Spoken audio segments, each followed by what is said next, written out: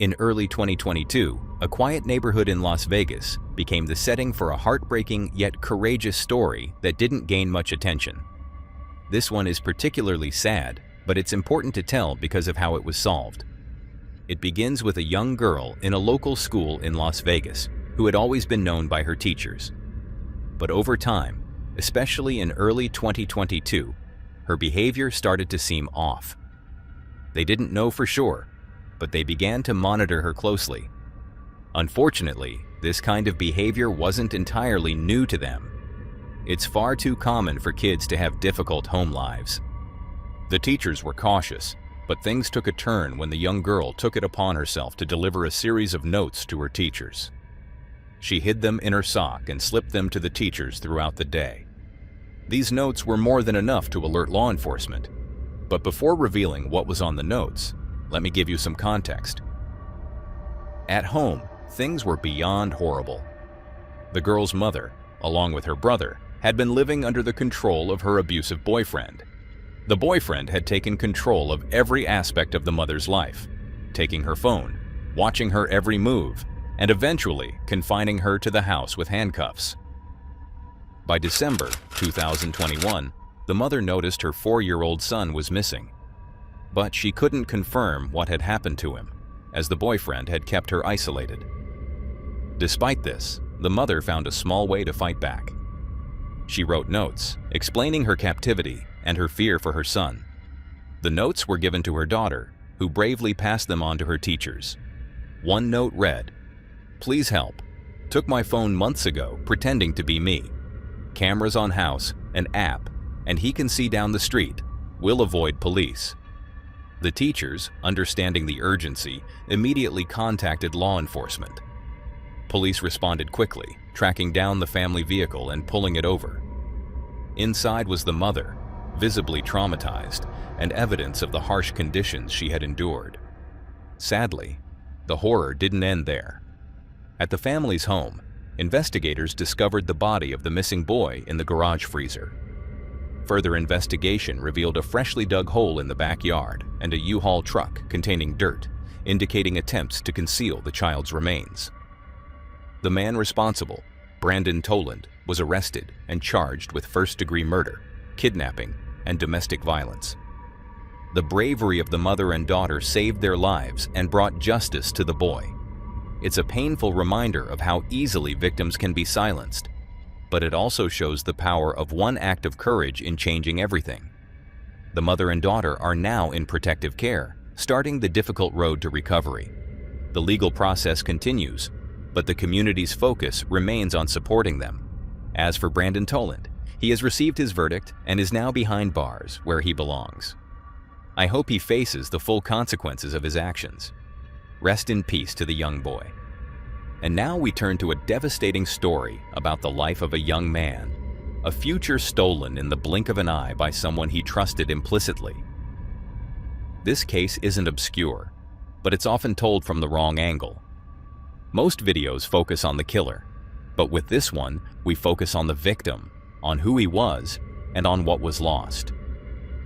In April 2022, 21-year-old Aaron William Davis walked across the graduation stage at BYU, Idaho. He still had a legal internship to finish before officially receiving his degree that July, but his future was already unfolding. Aaron was determined, thoughtful, and uncommonly driven. He worked multiple jobs to pay for school. He devoured philosophy books. He wanted to teach high school civics and eventually earn a PhD. In May of that year, Aaron met his girlfriend at a church camp. The two lived in different states, she in Alabama, he back home in Georgia. But the relationship grew quickly. They described their connection as magical. Aaron said he wanted to be a girl dad, and he talked often about marriage, family, and the life he hoped to build. By November, everything seemed to be aligning. He took the Georgia Teaching Certification Exam, the GACE, and scored high. He texted his mom the good news, and on November 10th, after a full day of accomplishments, he packed for a weekend trip to visit his girlfriend. The drive would take him through Rome, Georgia, where his closest friend, 22-year-old Brandon R., lived with his family. Brandon wasn't just a friend. He was practically part of the Davis household. He shared meals with them, slept in their home, joined their church activities. Aaron's mother said he spent so much time there that she considered him one of her own. So when Aaron planned his drive, staying the night with Brandon felt natural and safe. That night, the two visited a beer garden, then returned home for wine and karaoke. Aaron didn't typically drink, but he was relaxed, excited for the weekend. His last text to his girlfriend went out at 9:57 p.m. Around midnight, both young men fell asleep. Aaron in the guest room, Brandon downstairs. What happened next defies every known detail of their friendship. Sometime during the night, Brandon retrieved a knife from the kitchen. He climbed onto the roof, entered the guest bedroom window, and attacked Aaron as he slept. Aaron sustained 40 stab wounds, with medical evidence showing he likely never woke up or had a chance to fight back. Afterward, Brandon tried to cover his tracks. He used Aaron's phone to send misleading messages to his family and girlfriend. He bought tape and cleaning supplies from Walmart. Eventually, he buried Aaron's body beneath an overturned tree. When police later found Aaron's abandoned car, they searched the house.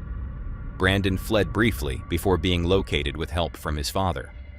What followed was a grief so deep that both families struggled to understand it. Aaron's parents described Brandon as another son. They had fed him, housed him, taken him places, all while he was secretly planning to kill Aaron. Aaron's younger brother, who has autism, lost not only his older brother, but the person who had been his closest companion, a boy who organized Nerf battles for his birthdays and always made time to play with him. During the search, Brandon used Aaron's phone to deceive his girlfriend. She spent hours in the freezing cold, running through Rome and calling him repeatedly, getting replies she thought were Aaron, but weren't. When she learned the truth, she collapsed. At sentencing, she read a love letter Aaron had written her. One line struck everyone in the courtroom. "Even if a butterfly's wing causes one of us to die in an accident, we will always have back then. I would rather spend the rest of my life missing you than never having known you." Brandon's mother spoke as well. Through tears, she told the court she carried the Davis family's grief every day and insisted her son had suffered from severe mental illness no one recognized in time. He showed nothing but kindness. He was a part of the Davis's family. There was an open door, a revolving door. I took that boy to scout camp every week. But the judge ultimately sided with the prosecution. He said that while the entire courtroom was grieving, no one suffered more than the Davis family. Brandon was sentenced to life in prison without the possibility of parole. 8 days after Aaron's death, a memorial service was held. His mother spoke openly and beautifully about him, a brilliant, enthusiastic young man who made every room lighter. A friend described him as radically kind. The community rallied around the family, but as Aaron's mother said, the loss left a void impossible to fill. Rest in peace to Aaron Davis, a young man with a future bright enough to illuminate everyone around him, a future that was stolen, not by a stranger, but by someone he trusted completely. What led to that? I never knew them ever to have a fight or a disagreement about anything.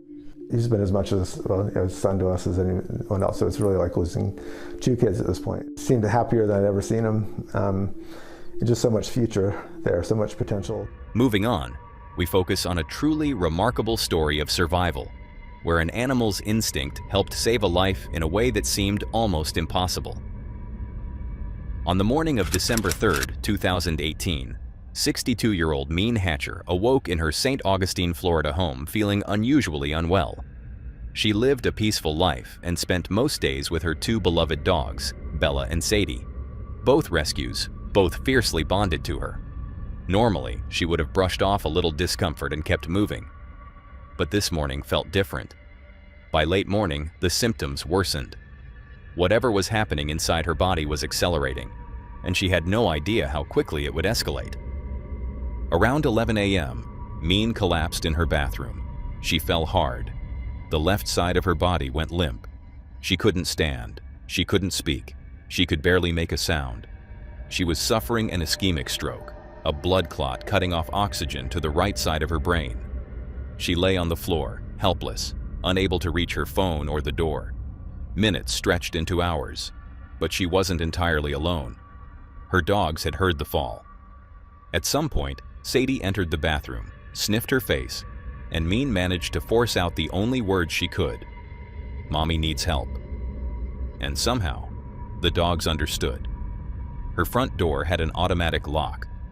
Normally impossible for the dogs to open, but on that day, it must not have latched properly, because both dogs escaped. They sprinted into the neighborhood, barking frantically. Around 2 p.m., a neighbor named Alexandra heard violent, urgent barking at her back door. When she opened it, she found Bella in full distress. Realizing something was wrong, she grabbed a leash and followed Bella across the street to Mean's open door, where Sadie was still barking and pacing. Alexandra stepped inside and found Mean collapsed. She immediately called 911.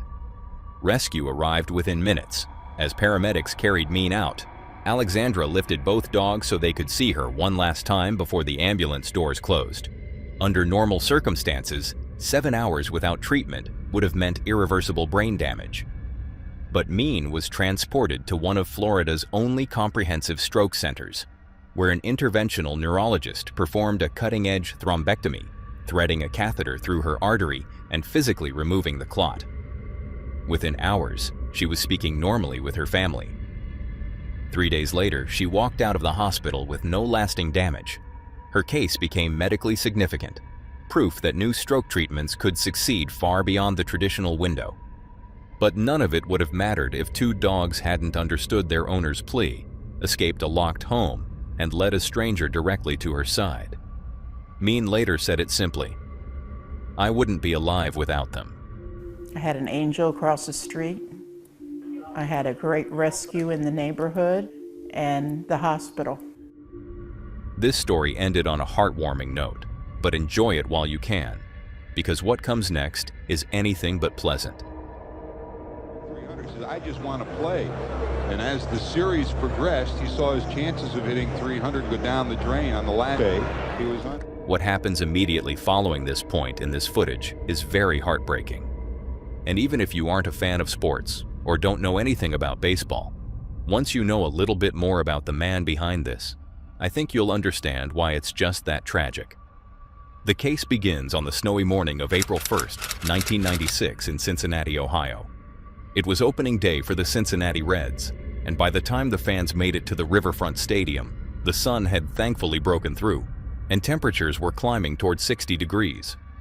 This was an important day for many, and so when they woke up to snow, it wasn't exactly promising.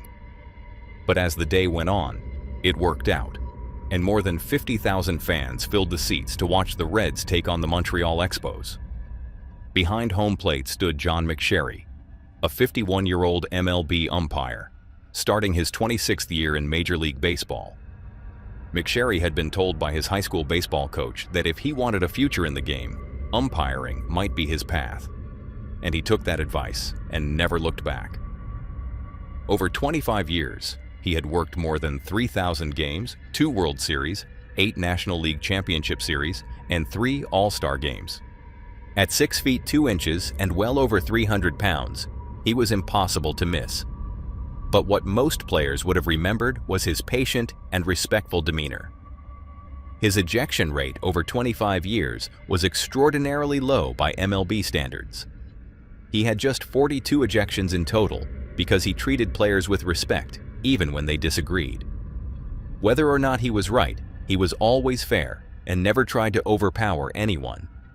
The Reds' manager, Ray Knight, called him supportive, solid, and caring.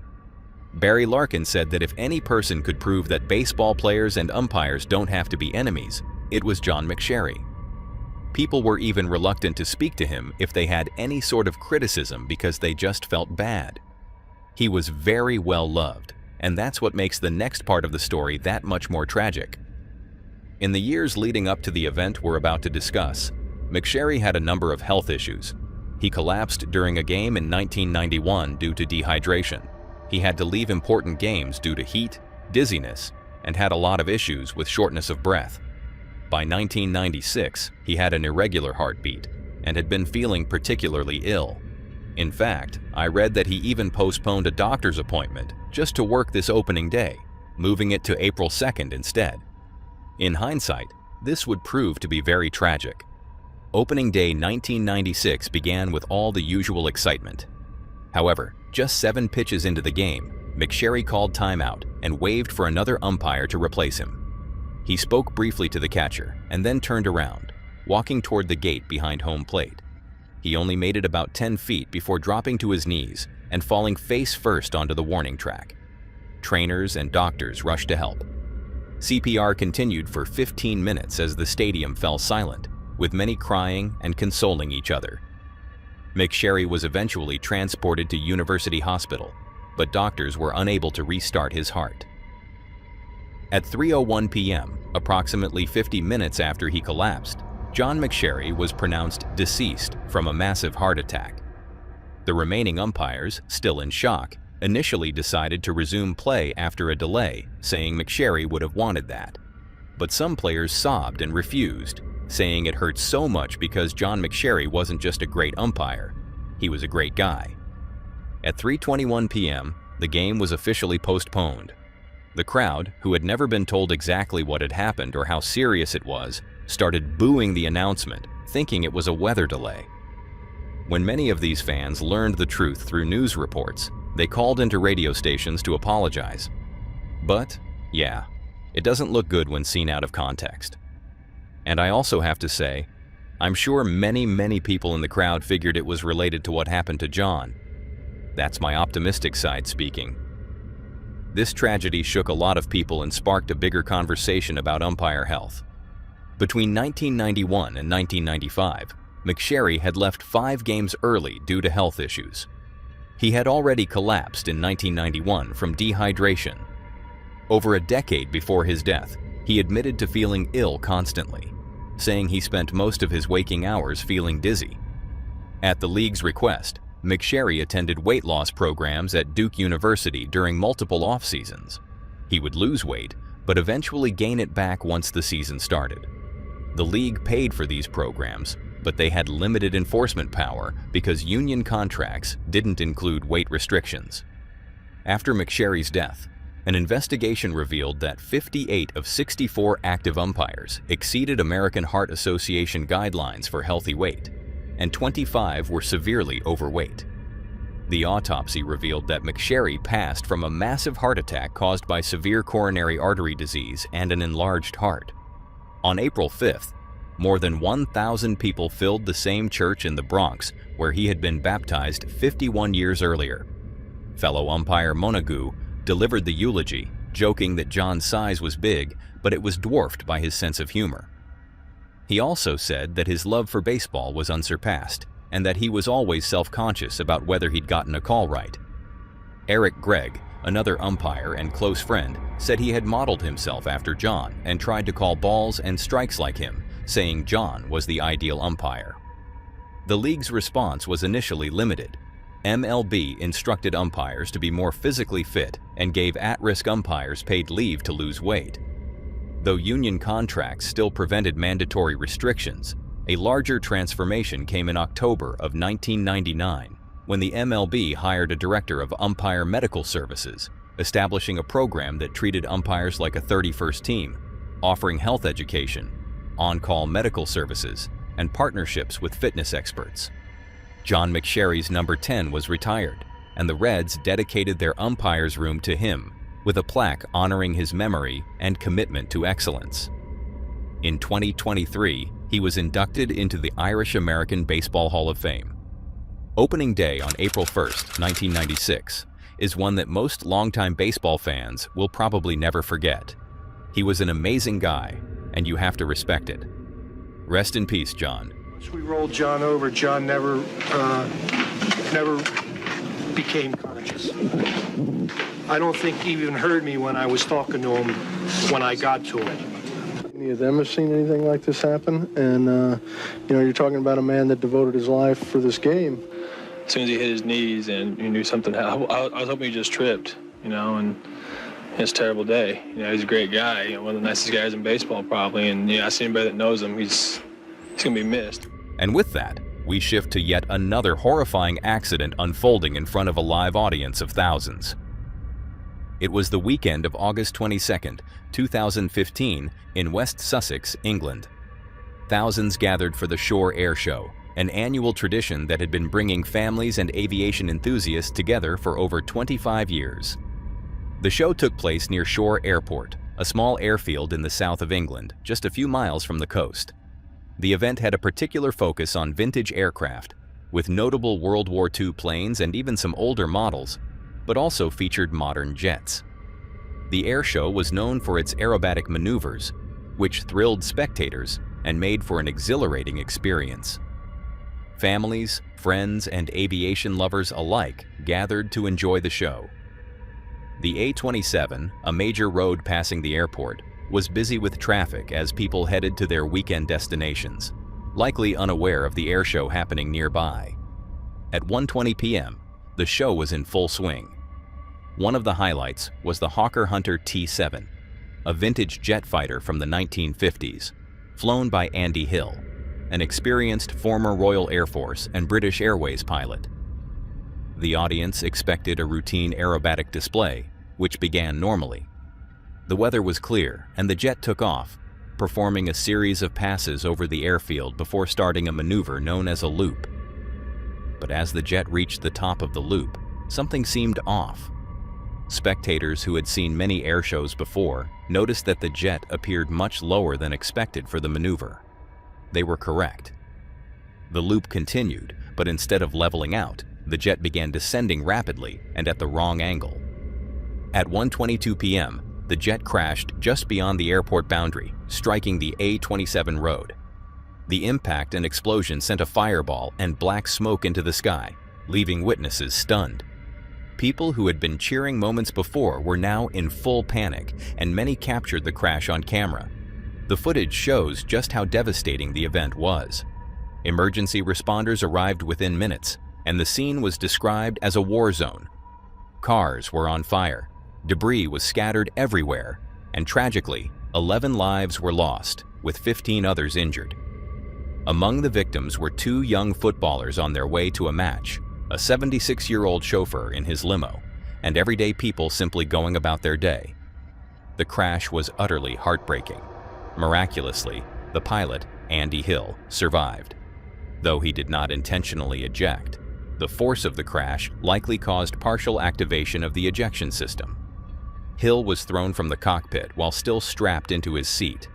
He survived, but with serious injuries, and was placed into a medically induced coma. In the aftermath, investigators found that the aircraft had been flown too low and too slowly for recovery. Despite this, Hill maintained that he had no memory of the crash. In 2018, Hill was charged with gross negligence manslaughter for his actions during the display, and the case went to trial in 2019. After weeks of evidence, the jury returned a not guilty verdict on all charges. Although Hill was acquitted, the coroner's inquest in December 2022 concluded that the victims were unlawfully killed, highlighting failures in airshow oversight and the inappropriate execution of dangerous maneuvers near public roads. Andy Hill continues to defend himself and even tried to have his pilot's license reinstated, but his requests were denied.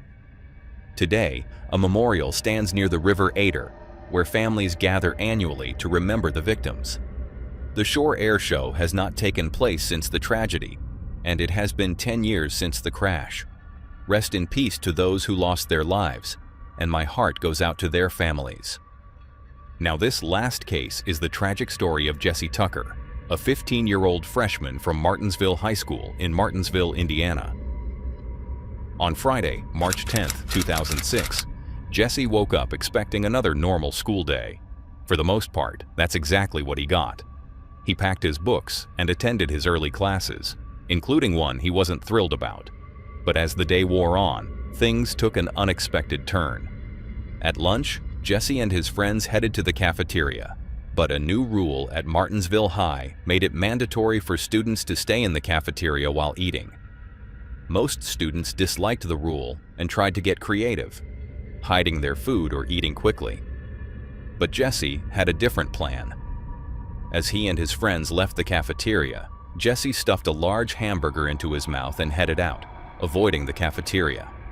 It's unclear whether Jesse was being playful or simply in a rush, but either way, he began choking on his burger as he left the cafeteria. He tried to clear the blockage, but it was no use. He was in distress, and his friends and teachers rushed to help. Some tried the Heimlich maneuver, but nothing worked. Nurses who were on site for a blood drive also rushed to assist, but by then, it was too late. Jesse was rushed to Morgan County Hospital, where medics worked for about 45 minutes to resuscitate him. But tragically, Jesse was pronounced deceased.